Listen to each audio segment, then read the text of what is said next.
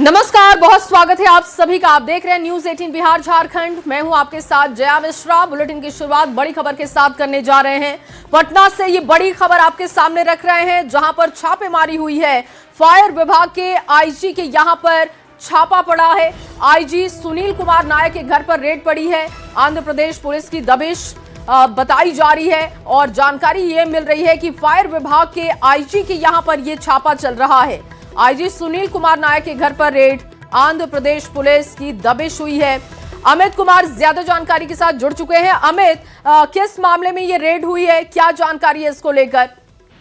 देखिए, ये पूरा मामला जो है वो आंध्र प्रदेश से जुड़ा हुआ है। आंध्र प्रदेश के जो नरसापुरम के पूर्व सांसद हैं के रघुराम कृष्णा राजू, इन्होंने एक मामला दर्ज कराया था। आपराधिक मामला जो है वो दर्ज कराया था सुनील कुमार नायक के विरुद्ध। चूंकि उस समय ये केंद्रीय पदोन्नति पे थे और स्टेट कैडर में इनकी पदोन्नति थी, सीआईडी में ये पदस्थापित थे और उसी दौरान जो है के रघुराम कृष्णा राजू जो है, इनके विरुद्ध एक गंभीर आपराधिक मामला था। उसी मामले में इनके निर्देश पर सीआईडी की जो आंध्र प्रदेश पुलिस की सीआईडी की टीम थी वो गिरफ्तार करने गई थी और गिरफ्तारी के बाद के रघुराम कृष्णा राजू जो है, उन्होंने जो आरोप लगाए बाद में जब वो छूटे और उसके बाद उन्होंने आरोप लगाए कि इनकी टीम ने इनके निर्देश से गंभीर मारपीट की, हत्या करने की जो है वो कोशिश की गई। इतनी गंभीर रूप से मारा पीटा गया और उसी के तहत 307 के आईपीसी की जो पुरानी धारा थी 307, उसके तहत मुकदमा दायर हुआ था और उस मामले में के रघुराम राजू जो है वो लगातार न्यायालय में दरवाजा खटखटा रहे थे। उसी दौरान जो है इन्होंने बेल ले लिया था सुनील कुमार नायक ने इस मामले में, लेकिन बेल जो है वो अब टूट गया है, बेल कैंसिल हो चुका है और उसी बेल कैंसिलेशन के मामले को लेकर के जो है आंध्र प्रदेश की पुलिस जो है वो पहुंची है वारंट के। अभी सुनील कुमार नायक को गिरफ्तार की है और पुलिस मुख्यालय के शीर्ष अधिकारी ने इस बात की पुष्टि की है कि ये मामला जो कि आंध्र प्रदेश से जुड़ा हुआ 307 का मुकदमा दायर है, तो ऐसे में इनकी गिरफ्तारी वारंट लेकर टीम आई है, तो इनकी गिरफ्तारी होगी, इनको कोर्ट में प्रोड्यूस किया जाएगा। फिर तमिलनाडु माफ कीजिएगा आंध्र प्रदेश की पुलिस जो है वो अपने साथ लेकर के इनको आंध्र प्रदेश जाएगी, वहां पे इनकी जो कानूनी प्रक्रिया है वो आगे पूरी की जाएगी। लेकिन सबसे बड़ी बात है कि एक आईपीएस अधिकारी इनके ऊपर 307 का मुकदमा दायर और फायर ब्रिगेड में ये पदस्थापित है फिलहाल, तो इनको गिरफ्तार करके जब आंध्र प्रदेश पुलिस की टीम ले जाएगी तो कोर्ट में प्रोड्यूस करेगी। कोर्ट के अनुमति के बाद ट्रांजिट रिमांड पर आंध्र प्रदेश की पुलिस अपने साथ लेकर के जाएगी। क्योंकि ये पूरा मामला जो है वो एक पूर्व सांसद के साथ मारपिटाई का मामला है, गंभीर मामला है और जब के रघुराम राजू जो है उस वक्त जो है सांसद हुआ करते थे नरसापुरम के। फिलहाल बताते चले कि के रघुराम कृष्णा राजू जो है वो आंध्र प्रदेश में डिप्टी स्पीकर हैं और इस पूरे मामले को न्यायालय ने गंभीरता से लिया है क्योंकि बेल कैंसिलेशन है, जमानत जो है उनकी रद्द हो चुकी है, तो ऐसे में इन पर कानूनी कार्रवाई बनती है और वही कानूनी कार्रवाई पूरी करने के लिए आंध्र प्रदेश। बहुत शुक्रिया हमें तमाम जानकारी के लिए, तमाम अपडेट के लिए। तो देखिए, फायर विभाग के आईजी के यहाँ पर छापा पड़ा है। ये एक पुराना मामला, आईजी सुनील कुमार नायक के घर पर टीम पहुंची है, आंध्र प्रदेश की पुलिस पहुंची है, जानकारी जुटाई जा रही है और ये बड़ी खबर पटना से जो कि लगातार आपको बता रहे हैं, अधिकारी के घर पर रेड की खबर। और चलिए आगे बढ़ते हुए आपके सामने एक और बड़ी खबर रखते हैं। नेपाल से ये बड़ी खबर, नेपाल में बड़ा सड़क हादसा हुआ। त्रिशूली नदी में बस गिरने से 18 लोगों की मौत की जानकारी है। मृतकों की संख्या बढ़कर 18 हुई। हादसे में 25 लोग गंभीर रूप से घायल हैं। पोखरा से काठमांडू जा रही थी ये बस, घायलों का अभी भी इलाज जारी है। पुलिस टीम राहत बचाव में जुटी हुई है। हादसे के कारणों की जांच की जा रही है कि आखिर किस वजह से, किसकी लापरवाही की वजह से ये हादसा हुआ है। फिलहाल जो मृतकों की संख्या है वो 18 हो चुकी है। एक बड़ा हादसा कह सकते हैं और 25 से ज्यादा लोग गंभीर रूप से घायल बताए जा रहे हैं। पोखरा से काठमांडू ये बस जा रही थी और उसी वक्त हादसे का शिकार हो गई। हादसे की ये तस्वीरें हम आपको दिखा रहे हैं। हालांकि बहुत ज्यादा अंधेरा होने की वजह से रेस्क्यू करने में भी दिक्कत आ रही थी और अब वहां पर अभी भी लोगों को बचाने का काम चल रहा है। नदी में बस गिरने की वजह से ये बड़ा हादसा हुआ जिसमें 18 लोगों की मौत की अब तक खबर। और अगली बड़ी खबर पटना से अब आपके सामने रखने जा रहे हैं, जहां बीती रात एक बार फिर से अपराधियों की गोली से पटना थर्रा उठा है और एक रिसेप्शन पार्टी में अपराधियों ने अंधाधुंध फायरिंग की। 2 सगे भाइयों की हत्या कर दी गई।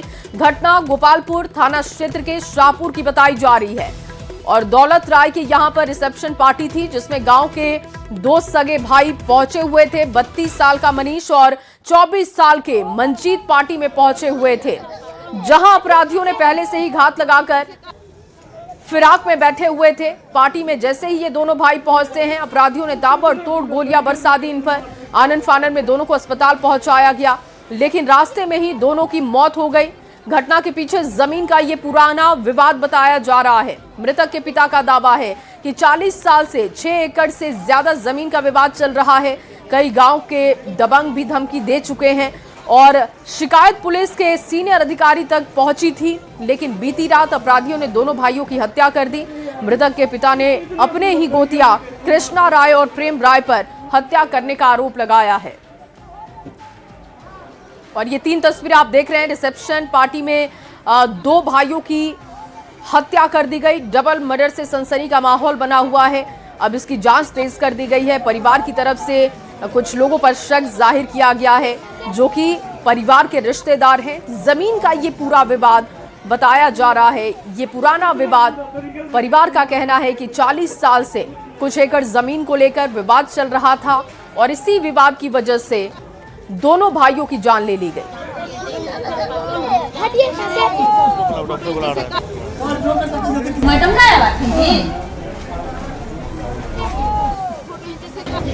दोनों बेटा के तो मार दिया गोली हमार दुश्मन।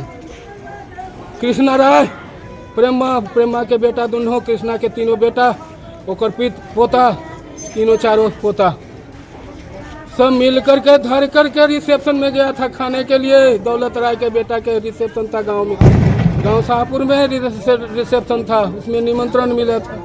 बेटा के हम मना किए कि हो सको साजिश कर ले हो लगो कि उन्हें बोला रहा है, बोलवा के मरवा दिया दोनों बेटा के। हमारे एगो कुंवारा बेटा था 23-22 वर्ष। क्या नाम है बेटा का? मंजीत, छोटा के मंजीत, बड़ा के 30-32 साल हो रहा है। वो शादीशुदा था, एक को बेटा भी नहीं था। 40 वर्ष से केस चल रहा है जमीनी विवाद में। 6 एकड़ 56 डिसमिल के हाथ से डिग्री जजमेंट मिला था 4-5 महीना पहले। जज साहब के सामने हमको धमकी दिया था, वहाँ ज्ञापन भी दिया पिबोहर थाना में। हम धमकी के थी कि FIR वहाँ कोर्ट में भी है। 15-20 को पहले से भी केस है। DIG, DGP, DSSP सब जगह हम ज्ञापन दिए हुए थे। पूरा उसका ब्यौरा है, पूरा क्रिमिनल का सब, अभी भी सब क्रिमिनल है, सब चोर डकैत। घटना में कुछ पूर्व से चल रहे विवाद की बात सामने आई है और कुछ अभियुक्तों का नाम भी निकल कर आया है। बाकी का मृतक का नाम सर क्या है? एक का नाम मनीष और एक का नाम मंजीत। क्या उम्र होगा दोनों का? दोनों का उम्र 25 से लेकर 35 के बीच में। अभी तक जो निकल कर आया दोनों ही सगे भाई है। कोई जमीन का मामला आ रहा है, विवाद का? पूर्व का विवाद है, एग्जैक्टली किस चीज़ का विवाद है ये इन्वेस्टिगेट करने के बाद ही आपको। कितनी गोली चली है? मल्टीपल राउंड्स गोली चली है। यहाँ पे 3 खोखा मिल रहा है, बाकी डॉक्टर की रिपोर्ट की बात की है। और अगली बड़ी खबर गया जिसे आपके सामने रखने जा रहे हैं, जहां पर STF की टीम पर हमला करने की जानकारी है। असामाजिक तत्वों ने हमला किया है। अपराधी को पकड़ने गई थी ये टीम और हमले में 3 जवान जख्मी बताए जा रहे हैं। मगध मेडिकल अस्पताल में सभी को भर्ती करा दिया गया है। STF की 2 पिस्टल भी छीनी गई और छीनी गई दोनों पिस्टल बरामद भी हो चुकी है। पुलिस ने 7 लोगों को मामले में हिरासत में लिया। मगध मेडिकल थाना के खिरियावा भुई टोली की ये घटना आपको बता रहे हैं। एलन लिली ज्यादा जानकारी के साथ जुड़ चुके हैं। एलन, ये क्या पूरा मामला है और अब तक कितने लोगों की इस पूरे मामले में गिरफ्तारी हो पाई है? देखिए, मुफस्सिल थाना क्षेत्र का ये मामला है जहां एक पेट्रोल पंप के संचालक के बेटे की गोली मार कर हत्या कर दिया गया था। उसी मामले में संजय मांझी जो है वो फरार चल रहे थे और पुलिस को सूचना मिली थी कि वो मगध मेडिकल थाना क्षेत्र के जो भोइनटोली है वहां पर वो शराब पीने के लिए पहुंचा है। इसकी सूचना मिलते ही STF की टीम वहां पर बेटी देर रात जो है वो पहुंची, लेकिन जब वहां पर पहुंची तो ग्रामीणों ने जो है वो अचानक उस पर हमला कर दिया। चोर चोर कह करके वो हल्ला करने लगा। इस दौरान जो है और कुछ लोग जुड़ गए और STF पर ही जो है वो ईंट और पत्थर जो है वो चलाना शुरू कर दिया। हालांकि शुरुआती तौर पर ग्रामीणों को भी पता नहीं चल पाया कि ये पुलिस है या कौन है।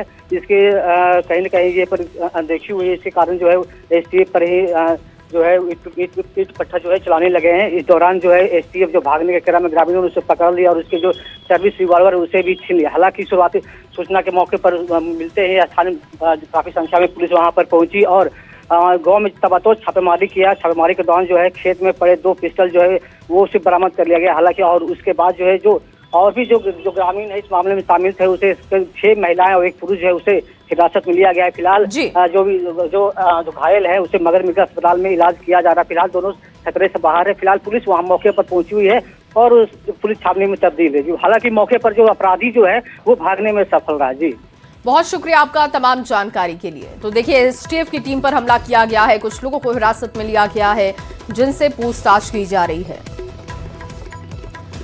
और राजस्थान की भिवाड़ी में एक पटाखा फैक्ट्री में ब्लास्ट ने सबसे ज्यादा दर्द बिहार के मोतिहारी को दिया है। इस धमाके में जान गंवाने वाले पूर्वी चंपारण के मजदूरों की संख्या बढ़कर अब 8 हो चुकी है। 16 फरवरी को ब्लास्ट में गंभीर रूप से झुलसे अनूप कुमार का इलाज दिल्ली एम्स में चल रहा था, लेकिन इलाज के दौरान उनकी मौत हो गई है। और इस हादसे में 8 मजदूरों की मौत का दूसरा दुखद पहलू ये भी है कि रविवार को जब 7 मजदूरों का शव लाया गया मोतिहारी, तो 1 मृतक श्याम का शव देखने पहुंची उनकी नानी को भी हार्ट अटैक आने से उनकी जान चली गई और इसके बाद पूरे गांव में सन्नाटा पसरा है। भिवाड़ी के पटाखा फैक्ट्री में ब्लास्ट की चपेट में आने से मजदूर पूरी तरीके से जल गए, जिससे कि शवों की पहचान करना भी मुश्किल हुआ। और ऐसे में डीएनए जांच के बाद शवों की पहचान कर रविवार को 7 शव मोतिहारी लाए गए और परिवार को सौंपा गया था। लेकिन अब 8वें व्यक्ति की मौत ने सबको झकझोर कर रख दिया है। ये अलग अलग तस्वीरें आपको दिखा रहे हैं। एक बड़ा हादसा राजस्थान में हुआ और इसमें बिहार के 8 मजदूरों की जान चली गई। रविवार को मोतिहारी इनके पार्थिव शरीरों को लाया गया। राजस्थान से 7 शवों को लाया गया और मरने वालों की संख्या अब बढ़कर 8 हो चुकी है। तो बच्चों का ख्याल रखिए। जो इलाजरत है उसका भी डेथ हो गया है, तो कल उसका लाश आएगा। यहाँ श्याम कुमार की नानी जो हादसा सुनकर यहाँ आई हुई हैं, उनका अभी 15 मिनट पहले वो भी डेथ कर गई। बड़ी दुखद घटना है सर। यहाँ एराजी ननकार में किसी घर में चूल्हा नहीं जल रहा है। और बिहार में घुसपैठियों की अब खैर नहीं है। बिहार पुलिस, केंद्रीय सुरक्षा एजेंसी और सुरक्षा बल के साथ मिलकर बिहार के सीमावर्ती जिलों में ऑपरेशन घुसपैठ चलाएगी और इसके लिए एक ब्लूप्रिंट तैयार कर लिया गया है, जो आप भी देख पा रहे हैं। ये एक्सक्लूसिव तस्वीर हम आपको दिखा रहे हैं। इसकी जानकारी एडीजी कमल किशोर सिंह ने न्यूज 18 से एक्सक्लूसिव बातचीत में दी है। बिहार पुलिस भारत नेपाल सीमा से सटे जिलों को अब एसएसबी और एनआईए के साथ दूसरी केंद्रीय सुरक्षा एजेंसियों के साथ मिलकर इस ऑपरेशन को पूरा करेगी। इस ऑपरेशन की शुरू होने से पहले खुद केंद्रीय गृह मंत्री बिहार का दौरा भी करेंगे और पूरे ऑपरेशन की समीक्षा होगी।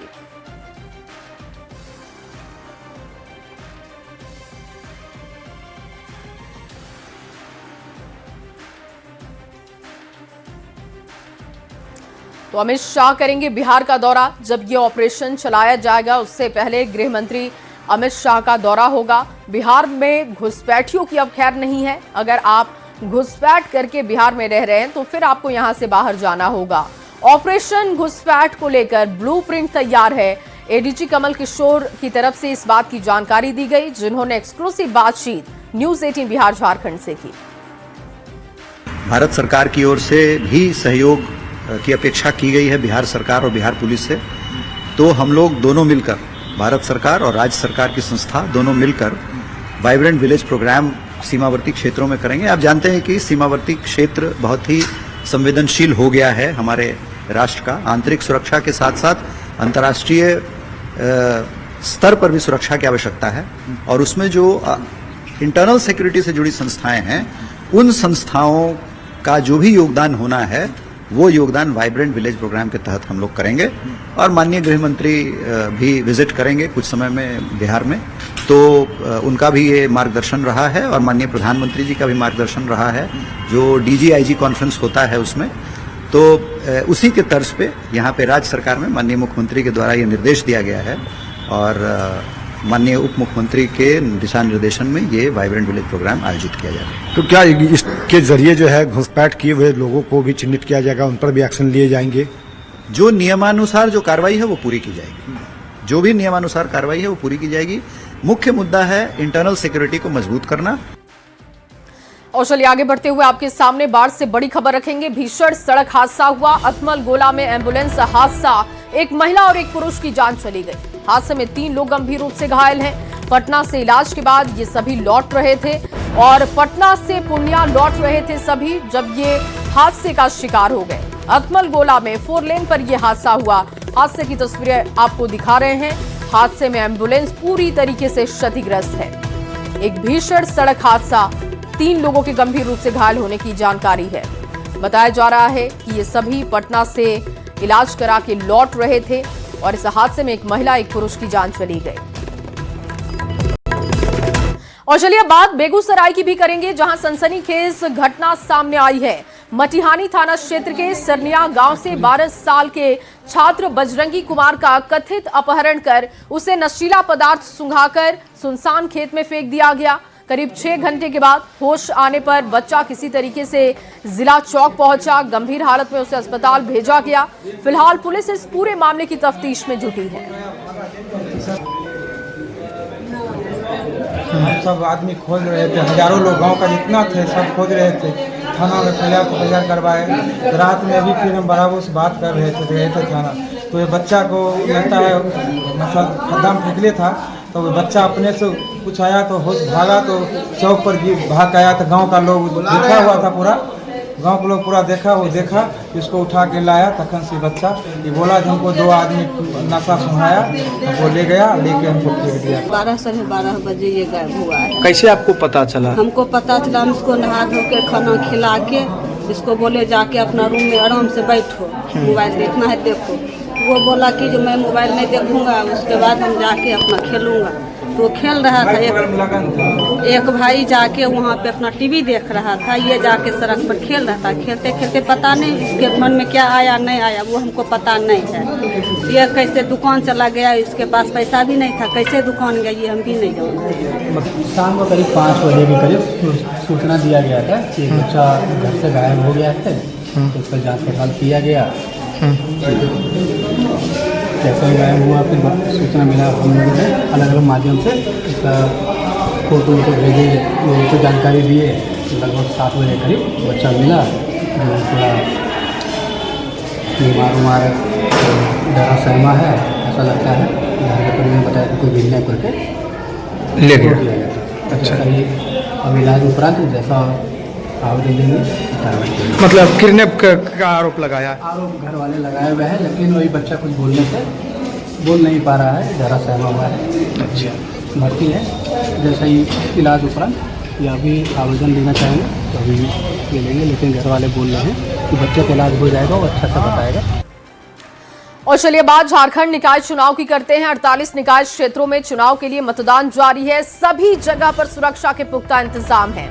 बैलेट पेपर से वोटिंग होगी। 27 फरवरी को मतगणना और सुबह 7 बजे से शाम 5 बजे तक वोटिंग की जानकारी है। आपको बता दें कि सभी जगह पर बैलेट पेपर से वोटिंग हो रही है। सभी जगहों पर सुरक्षा के कड़े इंतजाम हैं। 48 निकाय क्षेत्रों में चुनाव के लिए मतदान जारी है। 27 फरवरी को मतगणना है। नतीजे सामने आ जाएंगे। सुबह 7 बजे से लेकर आज शाम 5 बजे तक वोटिंग होगी। और न्यूज़ 18 बिहार झारखंड आपसे अपील करता है कि अपनी लोकल सरकार चुनने के लिए आप अपने घर से बाहर निकलिए और अपने मत के अधिकार का इस्तेमाल कीजिए।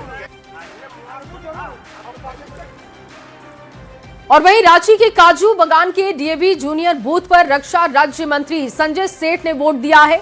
वोट देने के बाद संजय सेठ ने राज्य सरकार पर आरोप लगाते हुए कहा कि राज्य चुनाव आयोग चाहती है कि वोटिंग प्रतिशत कम हो और इस वजह से पहले तो बैलेट से चुनाव कराए गए और अब एक बॉक्स में ही 2 प्रत्याशियों का पेपर डलवाया जा रहा है।